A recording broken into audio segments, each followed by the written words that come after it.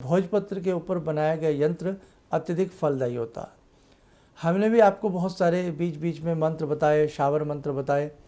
तो यदि किसी को डर भय लगता हो, तो जैसे आपने दशहरे पे शावर मंत्र सिद्ध किए, तो उन शावर मंत्रों को किसी भी भोजपत्र के ऊपर छोटे से पीस के ऊपर छोटा छोटा लिख के लाल शाही से अगर शुद्ध ब्रह्मचर्य वाला कोई बालक हो उसको बांधें, तो कहीं न कहीं अनेकों प्रकार की व्याधियाँ दूर होती हैं। अनेक और भी यंत्र हैं, संतान यंत्र हैं, विद्या यंत्र हैं, लक्ष्मी यंत्र हैं। नाना भांति के यंत्रों को तावीज़ के रूप में मढ़ कर के भोजपत्र के ऊपर ही बनाया जाता और उन्हें तावीज़ के अंदर भर दिया जाता। जहाँ भोजपत्र जिनको नहीं मिलता या जिनको मालूम नहीं, तो वो बेचारे क्या करते हैं, कागज़ के ऊपर लिख करके उस कागज़ को यंत्र के अंदर, किसी ढोलक के अंदर, ढोलना के अंदर डाल देते हैं। कहने का भाव, भोजपत्र अपने आप में एक बहुत ही पवित्र अपने आप में है और इसकी ध्वनि घर के वातावरण को सौम्य बनाती है।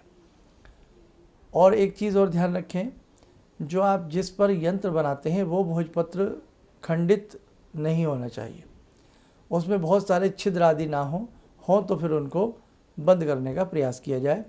अव्वल तो जो छिद्र वाले भोजपत्र होते हैं वो खंडित माने जाते हैं, वो अच्छे नहीं होते हैं।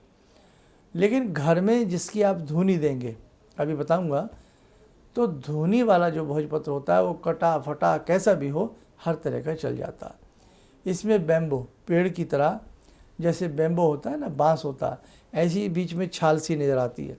जिन लोगों के घर में हमारे अंबिका यंत्र गए हों या जिन लोगों के घर में हमारे पुराने यंत्र हों, श्री यंत्र आदि हों दिए हुए, तो वो देख सकते हैं कि भोजपत्र के अंदर एक पेड़ जैसी छाल जैसी आकृति स्वतः दिखती है। और बाकायदा जब उसको फ्रेम करा दिया जाता है तो और उसकी खूबसूरती बढ़ जाती है, अच्छा लगता है। तो मेरे दर्शकों, अब आपको धुनी कैसे देनी है। भोजपत्र को किसी भी प्लेट में रख लें, कटा फटा कैसा भी पीस हो, क्योंकि धुनी देने में कोई परहेज नहीं, कैसा भी हो सकता है। प्लेट में रख के ऊपर से थोड़ा कपूर उसके ऊपर रख के भोजपत्र जला दिया करें। कम से कम प्रयास करें हर रविवार और मंगलवार भोजपत्र की धुनी सुबह सुबह घर में दिया करें। जिस वक्त आप पूजा करते हो बस जला दें, वो अपने आप ही उसमें धुआं सा हल्का मोटा आएगा, वही ध्वनि मानी जाती है। जो उसकी आश होती है, जो उसकी राख होती है, वो किसी भी गमले गुमले में डाल सकते हैं। हर घर में तकरीबन तुलसी होती है, मनी प्लांट होता है, खाद के रूप में काम आता है। तो थोड़ी बहुत ही उसका जो बने, उसका जला हुआ राख बने, वो गमले आदि में कहीं पर भी आप लोग डाल सकते हैं। किसी तरह का कोई भय नहीं है, किसी तरह का कोई नुकसान नहीं है और उससे बहुत अच्छा आपको फ़ायदा मिलेगा। तो कहने का मेरा आपसे यही मतलब है कि भोजपत्र की धुनी, जिस घर में नकारात्मक ऊर्जा ज़्यादा रहती हो, जिस घर में कलेश रहता हो, जिस घर में बात बात पर तनातनी रहती हो, जिस घर में धन धान्य की बरकत ना रहती हो, पवित्रता जिस घर में गायब हो गई हो, वहाँ भोजपत्र की धुनी आप लोग अवश्य दिया करें। बहुत महंगा नहीं आता है।